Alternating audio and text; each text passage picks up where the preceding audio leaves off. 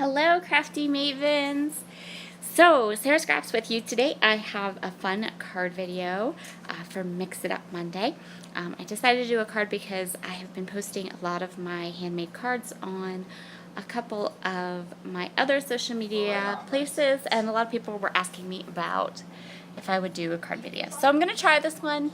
I'm going to post it here and I'm going to post it over my channel. We'll see how it goes. So I'm starting with a piece of fluid hot press watercolor paper, which is my very, very favorite paper to use on inked up cards.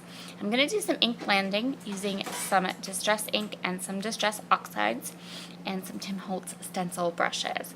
So I'm using peacock feathers in the regular Distress ink, and because I don't have it in the Oxide, and then I'm using Distress Oxide ink in Fossiled Amber and Worn Lipstick. And I'm just cleaning off my stencil brushes with a baby wipe in between my colors so that I don't have transfer and problems with it. And I'm just going to go ahead and do an ink blend on this paper. I like very, very heavy cardstock when I do my ink blending on watercolor on cards. Actually, I just like really heavy cardstock when I make cards, period. I prefer a hot press watercolor paper, which is very pricey, but in a pinch I'll use something else. So I'm just going to go through here and blend out these colors. I'm switching my stencil brushes. I have one stencil brush for each color. And then in between I'm cleaning off the brushes. So that's my method for getting these colors blended on this sheet of paper. And here I go in with the Worn Lipstick.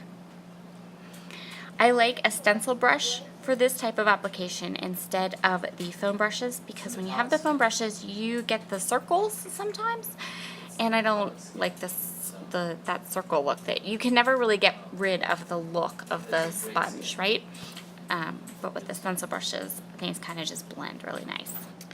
So once I have my blending all done, I'm just going to hit this with some water and I'm going to let it alone to dry and kind of do its thing while I clean up a little bit, put some stuff away, and move on to the next part of my card.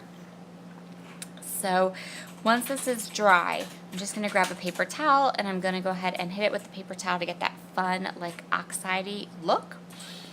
And then I want this really dry before I start working anymore with it. So I'm going to take another piece of white cardstock. This is 4 by 5 1/4, and this is going to actually be the card panel for my card. We're going to do something else with the blended part. I'm using stamps from Pink and Maine. This is a new stamp they just came out with in July, and it's so pretty. It says gorgeous, huge butterfly. There's a shadow and then there's a black part, and you can use those together, to layer over. What I'm going to do is I'm going to use the shadow part to make a background for my card. So I'm just going to go through all these Oxide inks, and if you want a crisper, more opaque, clear image with Oxide inks, you can stamp it a bunch of times and get a really crisp image. I was okay with it looking a little distressed because, let's face it, that's kind of what Distress ink is for.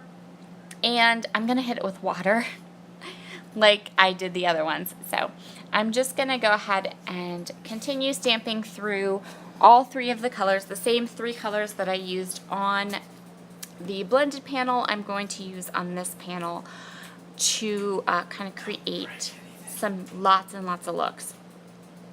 Lots of different colors of butterflies. And so yeah, I'm just making sure that everything's going to stay exactly where I want it. I don't want to stamp off or mess this up or anything. And yeah, this is my favorite stamp platform. I know that it's not going to be in production anymore, so I went ahead and bought an extra one. Ooh! But it's my favorite because literally you can stamp on anything. You don't have to buy different sizes for different things. You can just stamp any project that you want to stamp with. I can stamp it in my traveler's notebook if I want. I can stamp in on a card. I can stamp on a 12 by 12 layout. I can stamp on a 1/2 by 11 layout. It's a really good multitasker. So I'm just going to continue here, filling up this whole background with these Oxide ink butterflies, giving it a really good press down, and then cleaning up afterwards. And yeah, just wipe everything up now, and I'm going to go ahead and I'm going to spray some water onto this panel as well. And you'll see me do that, and then I kind of go off camera. Yep, so there's, I'm going to spray it. First I thought I'd drop the water, but I decided to spray the water instead. So then I'm going to let those two panels do their oxidation and dry completely before I move on to the next task. And the next task is going to be to get a nice, crisp, clean image. So I'm using some Altenew permanent black ink, and I'm using the cover of the butterfly. And I stamped this like 4 different times to try to get a really, really good crisp image. Like I just kept stamping and stamping and stamping until I had a really great, crisp, clean image. My camera kind of freaked out about that, so I'm not going to show you all of it, but that's what I did. So I'm sorry if you can hear a little bit of background noise. Both my boys are in the room with me playing on their video games. And my oldest son is trying to whisper on the microphone to his best friend, but I think the microphone's picking it up. So if you hear weird whispering background, it's not anything creepy. It's my kid. I just realized that you could probably hear him behind me. Okay, so next up is to die cut this stamped butterfly piece. I'm going to use some removable purple tape from Thermal. And I'm going to go ahead and die cut this butterfly over the blended bit that we did. And so I'm just going to grab my Sizzix, my much loved Sizzix Big Kick. And I'm going to go ahead and die cut the butterfly. So easy peasy. This is a coordinating die from Pink and Main that matches those pretty butterfly stamps. And can I just say, if you're a scrapbooker, these stamps would be a lovely scrapbooking stamp to use because they're nice and big and chunky and great. So the next step is to grab some Wink of Stella shimmer pen, and I'm just gonna put just a little bit of shimmer over this whole butterfly. I think this butterfly turned out so cute.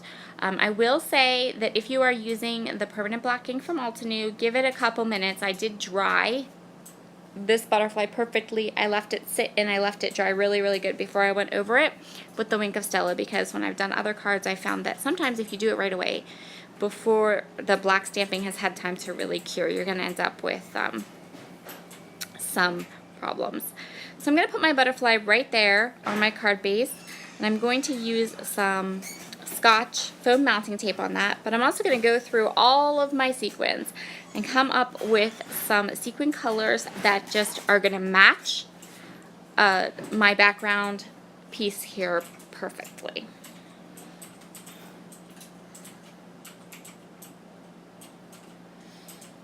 And so now I'm going to go ahead and I'm going to add the Scotch foam mounting tape to the back of the butterfly to give it some lift.